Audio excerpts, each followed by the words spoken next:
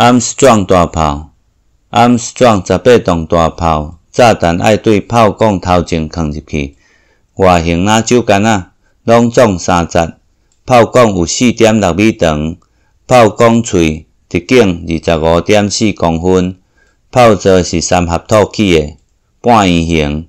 大炮安伫无仔芯炮架顶面，大炮甲大炮中有人工三轮仔架开。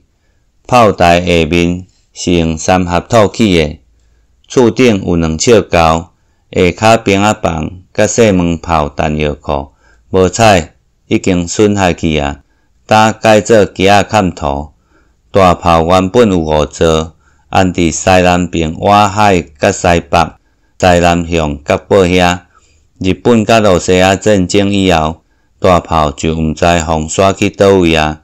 目前看到这3座大炮是1975年搁封造的。